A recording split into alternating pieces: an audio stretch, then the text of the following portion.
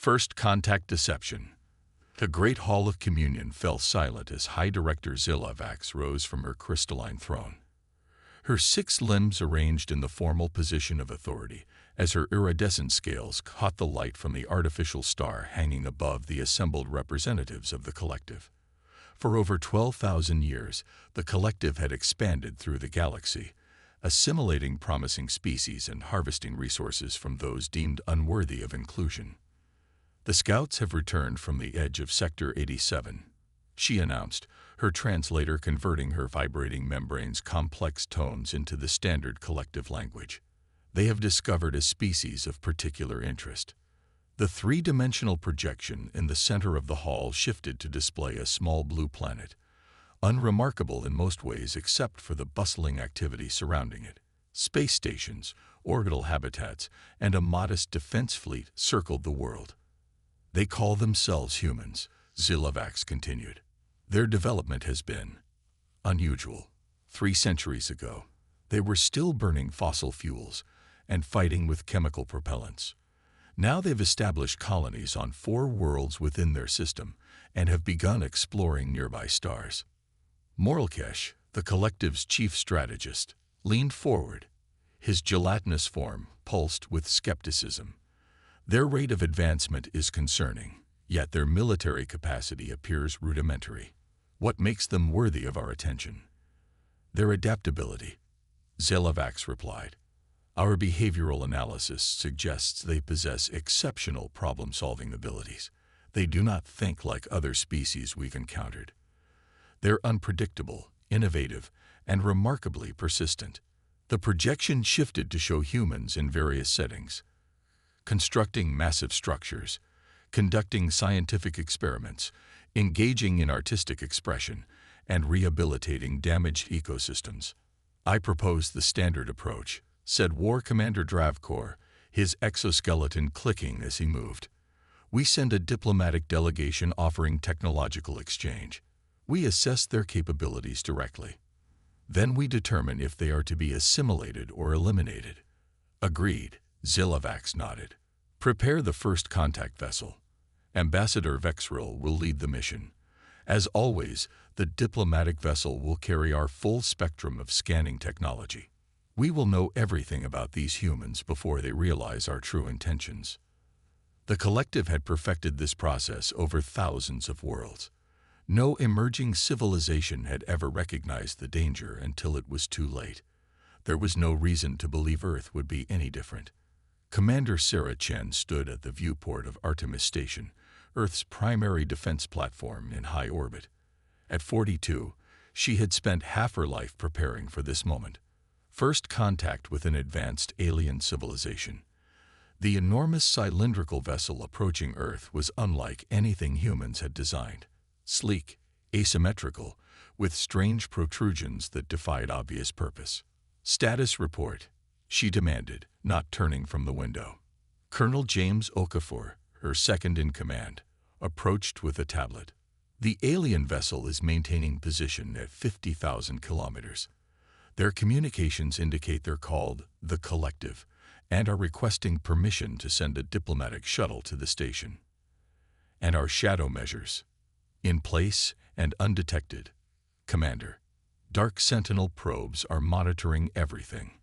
We've already intercepted and decoded a significant portion of their internal communications." Chen nodded, her face betraying nothing of the tension she felt. For 15 years, humanity had known this day would come. A deep space probe had detected faint transmission patterns from distant star systems, evidence of an interstellar civilization. Rather than announcing this discovery publicly, Earth's unified government had made a fateful decision. "Prepare in secret." "What have we learned?" she asked. "Their technology is approximately 300 years ahead of what we're publicly displaying," Okafor replied, "but only about 70 years ahead of our actual capabilities." "And their intentions?" "Still analyzing, but preliminary decryption suggests this is a standard evaluation procedure. They call it species assessment. They're scanning us thoroughly." Chen smiled thinly. "Let them scan. Operation Singularity remains dormant until we confirm hostile intent." The existence of Operation Singularity was Earth's most closely guarded secret. While the public saw modest space stations and a small defensive fleet, the reality was vastly different. Hidden throughout the solar system were automated manufacturing facilities, advanced weapons platforms, and revolutionary propulsion systems, all developed in absolute isolation from standard networks to prevent detection. Ambassador Vexril is requesting to come aboard with a delegation of 3, Okafor informed her. Permission granted. Standard diplomatic protocols. And James, she added, make sure our guests feel welcome. We want them comfortable enough to make mistakes. Ambassador Vexril was an imposing figure by human standards. Standing nearly 7 feet tall with a slender frame, metallic blue skin, and 4 upper limbs, he represented the dominant species within the collective. His large, multifaceted eyes studied the human delegation carefully as he stepped from the shuttle. On behalf of the collective, I bring greetings to Earth, he said, his voice melodious through the translation device embedded in his ceremonial robes. We come in peace, seeking cultural and technological exchange between our civilizations. Commander Chen stepped forward.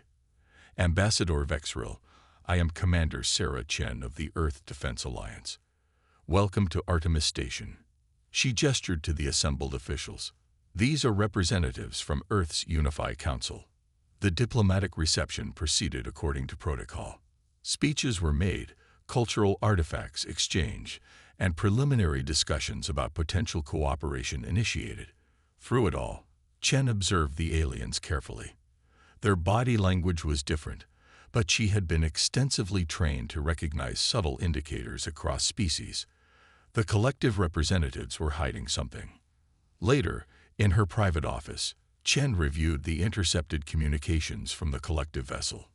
Initial scans complete. Read 1 message. Military capability. Minimal.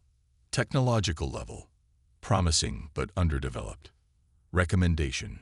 Proceed with assimilation protocol.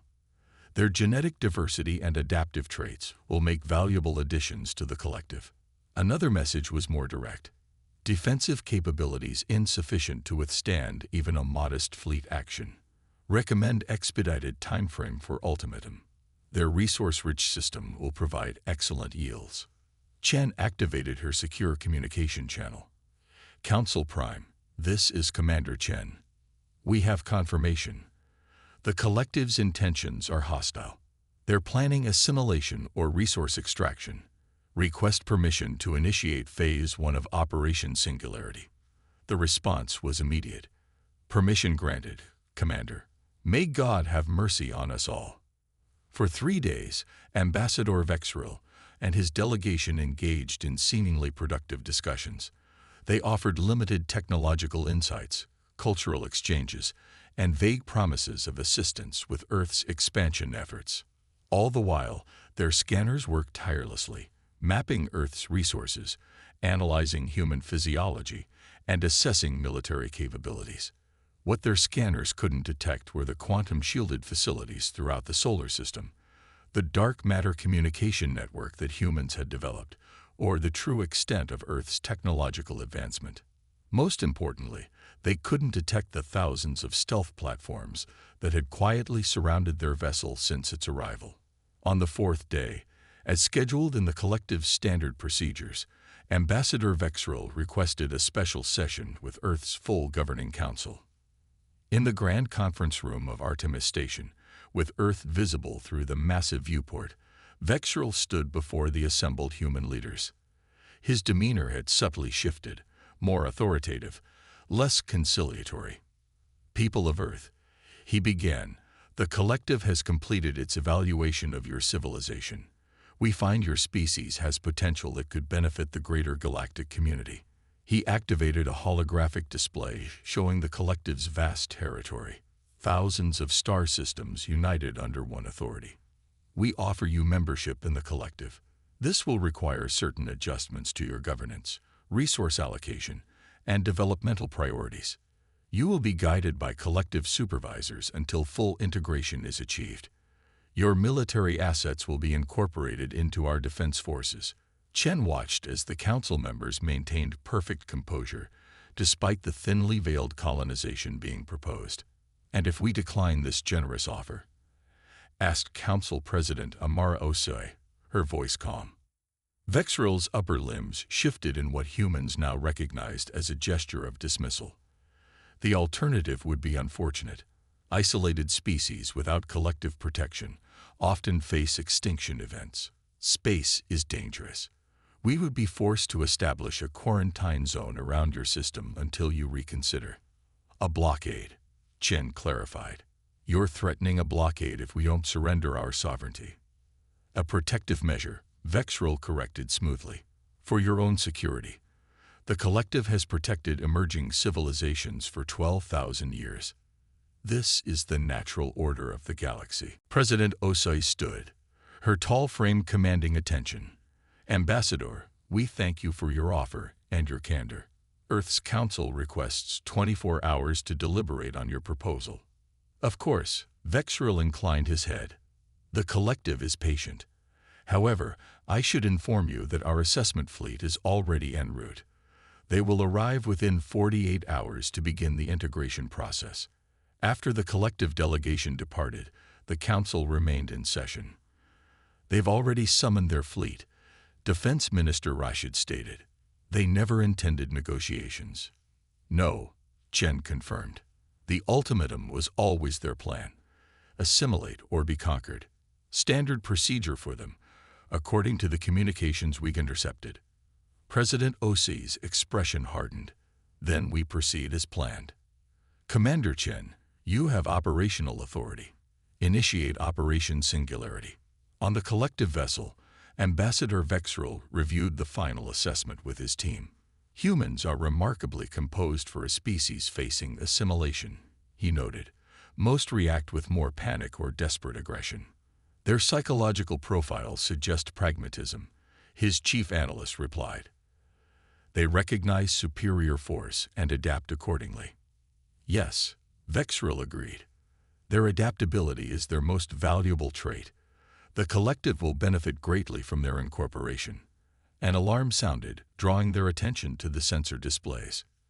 "Ambassador," the sensor operator called out, "we're detecting multiple launches from Earth and their lunar bases, hundreds of small objects entering orbit."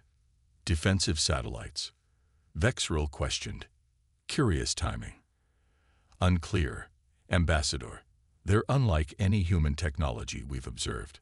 Energy signatures are minimal." Vexril frowned. "A desperate show of defiance. Contact their command. Remind them that resistance is." Before he could finish, the entire ship shuddered violently. Emergency lights flashed as systems began failing across the vessel. "What's happening?" Vexril demanded. "We're being targeted by directed energy weapons," the tactical officer reported, confusion evident in his voice. "But that's impossible. Human technology isn't capable of penetrating our shields." Another impact rocked the ship. "Emergency transmission from Earth," the communications officer announced. "It's Commander Chen." The main screen activated to show Sarah Chen, now dressed in a different uniform, sleeker, more advanced than the one she'd worn previously. "Ambassador Vexril," she said, her expression serious but not hostile. "You should know that we've been monitoring your communications since you entered our system. We are aware of your intentions and the approaching collective fleet." Vexril's multifaceted eyes widened. "Impossible. Our encryption was broken 13 days ago." Chen finished for him. "What you're experiencing now is a demonstration, not an attack. Had we wished to destroy your vessel, we could have done so at any time." The ambassador stared at the screen, recalculating everything he thought he knew about humans. "The objects you've detected," Chen continued, "are merely the visible component of Earth's actual defense network. Operation Singularity has been activated. When your fleet arrives, they will find not a primitive civilization awaiting assimilation, but a fully prepared, technologically advanced society that does not welcome invasion." "You've hidden your true capabilities," Vexril realized. "But why reveal them now?" The assessment fleet will simply call for reinforcements. Chen smiled. Because, Ambassador, we want the collective to make an informed decision. Return to your people. Tell them humanity declines membership in the collective. We propose instead a treaty of mutual recognition and non-interference. The ship's systems suddenly returned to normal. As a gesture of good faith, we've repaired the damage to your vessel. You are free to depart. Please inform your assessment fleet that they may observe from the edge of our system, but any approach will be considered hostile action. As the transmission ended, Vexrel stood in stunned silence, comprehending the implications. In 12,000 years of expansion, the collective had never encountered a species that had anticipated their arrival, penetrated their security, and prepared so thoroughly. Send an emergency transmission to the fleet, he finally ordered. Priority Alpha. Subject. Warning. Humanity is not as they appear. As their ship accelerated away from Earth, Vexrel gazed back at the blue planet. For the first time in his long diplomatic career, he felt something unfamiliar. Uncertainty about the collective's superiority. These humans had done what no species had accomplished before. They had seen the trap, and instead of avoiding it, they had laid one of their own. The game had changed, and the galaxy would never be the same. The Awakening of Giants. High Director Zelavax had never seen the grand chamber of the collective in such disarray. Representatives from all 12 founding species argued loudly as Ambassador Vexrel's report played on the central projection for the third time. The detailed account of humanity's deception and unexpected technological prowess had shattered the collective's complacency. Impossible. War Commander Dravkor slammed his armored appendage against the conference table. No emerging species has ever detected our surveillance networks, let alone penetrated our encryption. There must be another explanation. Zelavax raised a limb for silence. The evidence is before us. The humans not only anticipated our standard procedures, but prepared specifically to counter them.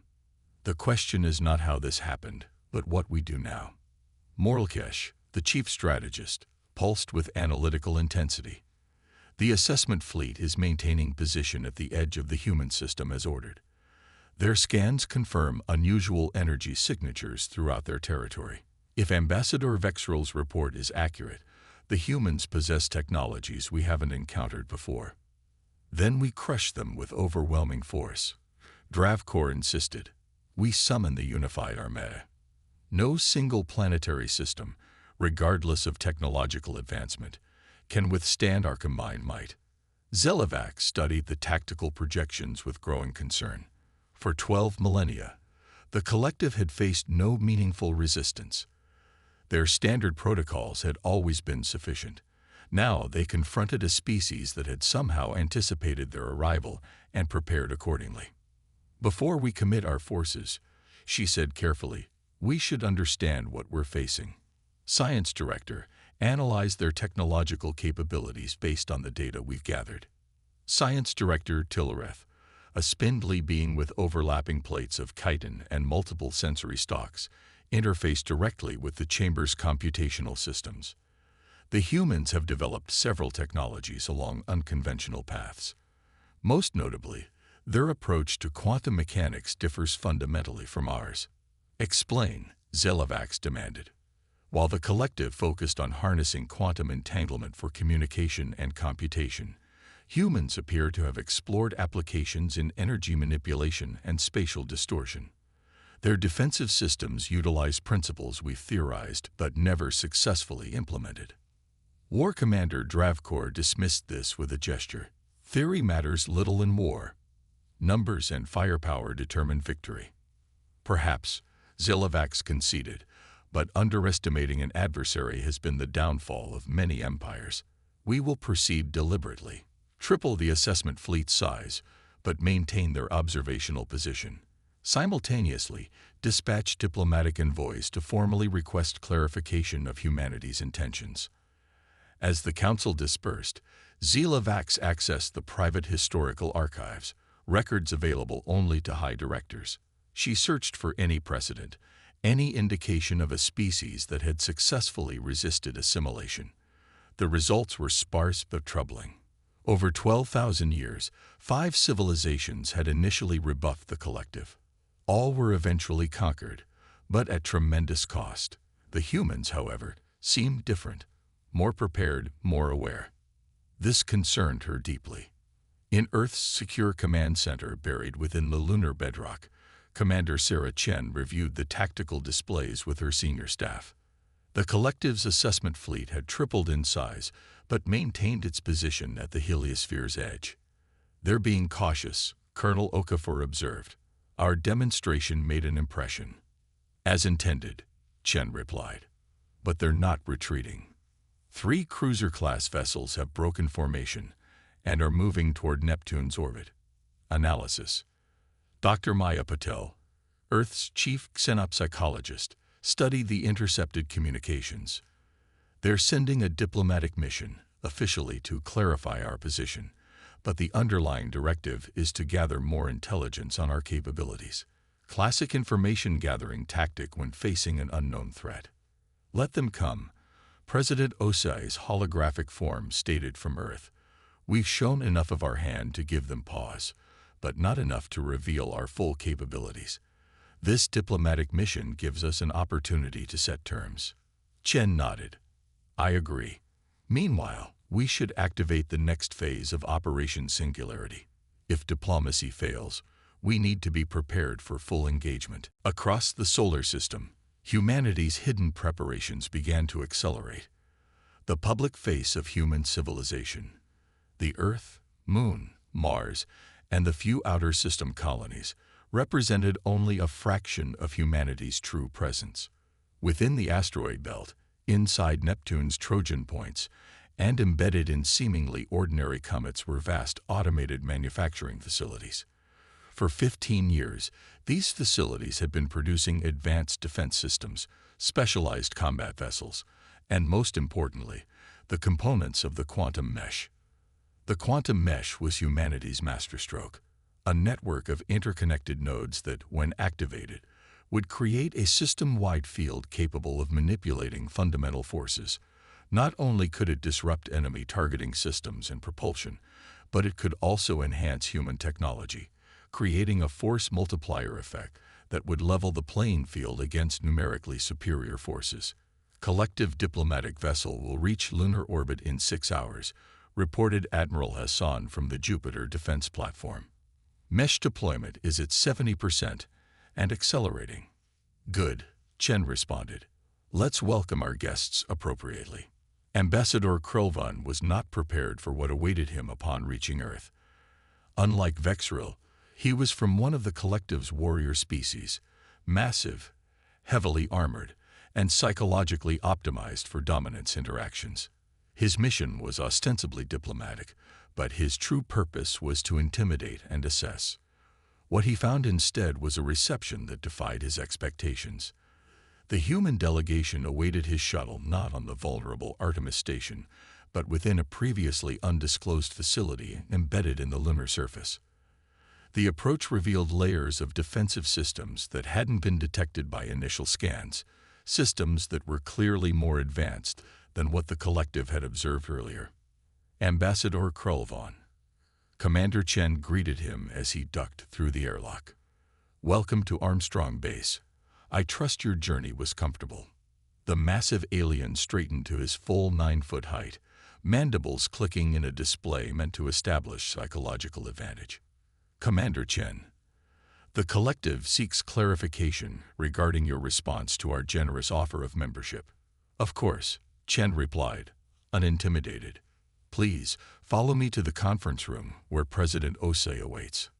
As they walked through the facility, Krulvan carefully observed the technology around him. Everything seemed more advanced than what humans should possess according to their developmental timeline. Many devices were unfamiliar even to his experienced eyes. The conference room offered a stunning view of Earth through a transparent dome. President Osei stood as they entered, her dignified presence commanding attention despite her small stature compared to the towering alien. "Ambassador," she began without preamble, "let me be direct. Humanity declines membership in the collective under the terms offered.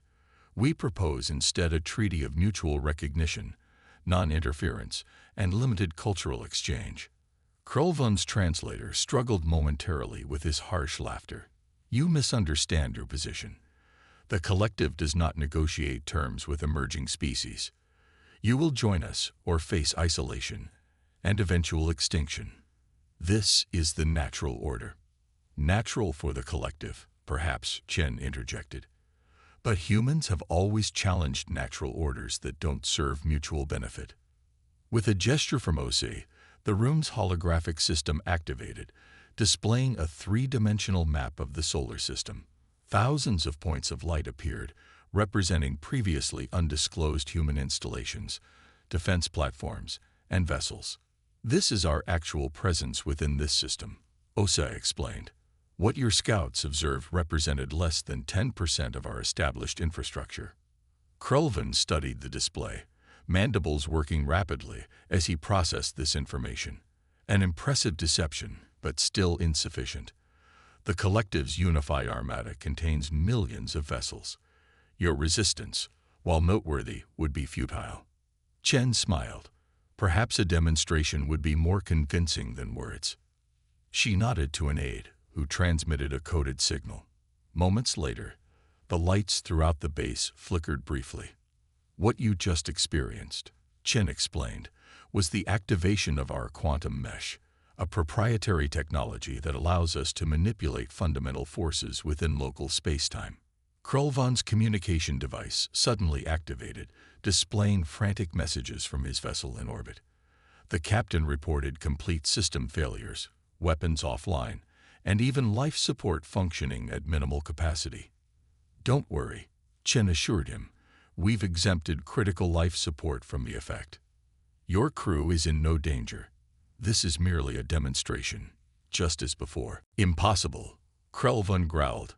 Such technology is the result of our unique developmental path, President Osei finished for him.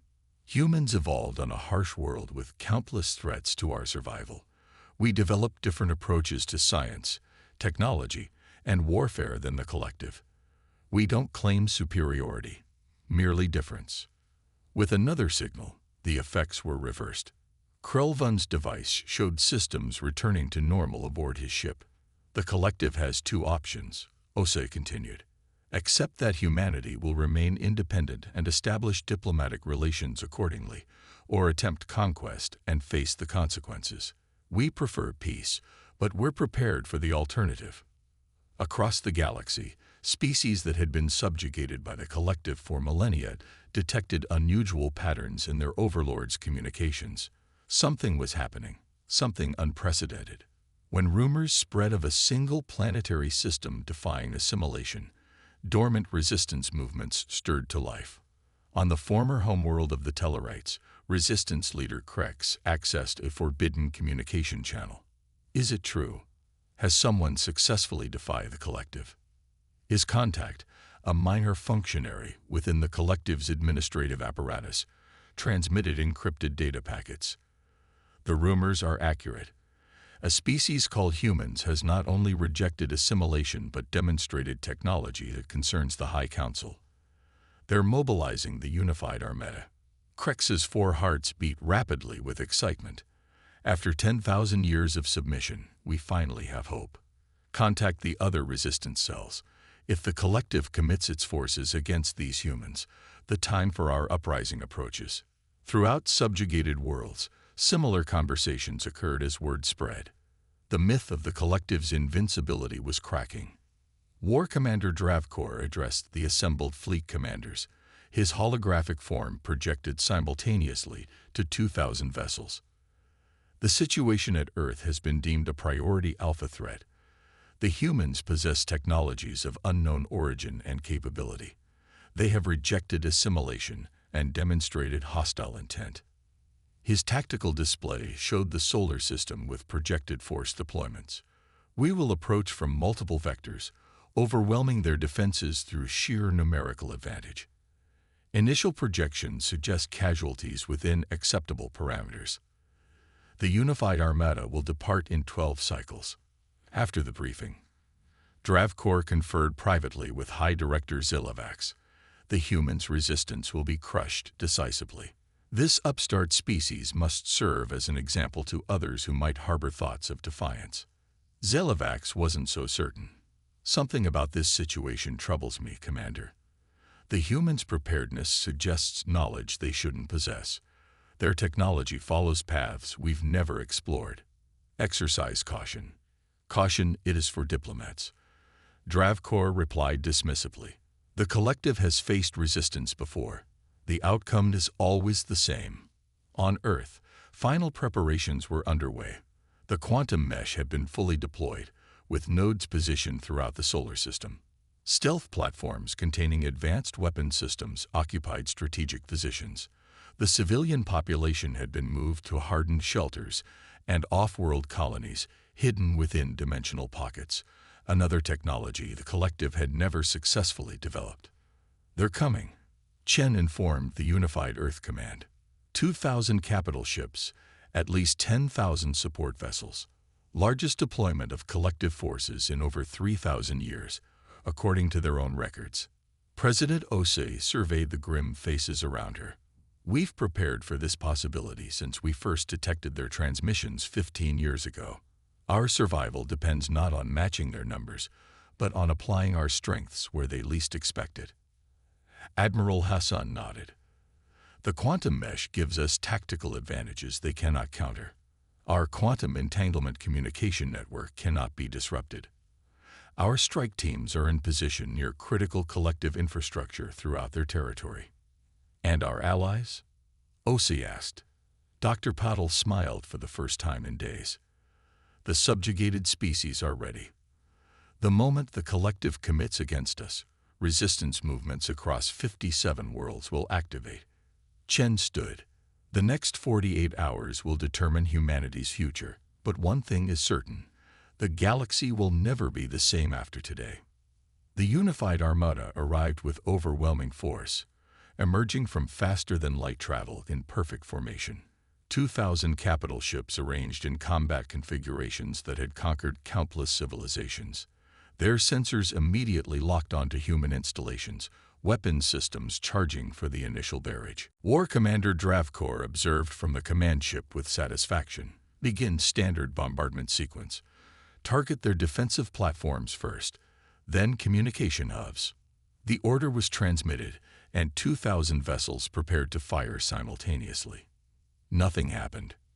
Report. Dravkor demanded as warning lights flashed across command consoles. Weapon systems are not responding. His tactical officer replied, confusion evident in his voice. Something is interfering with targeting systems, power distribution, even basic control mechanisms. Throughout the fleet, similar reports flooded in. Ships were dead in space, unable to maneuver or fire. The most powerful armada in galactic history had been neutralized without a single shot fired. A communication request came through on all channels simultaneously. When accepted, Commander Chen's image appeared on displays across the fleet.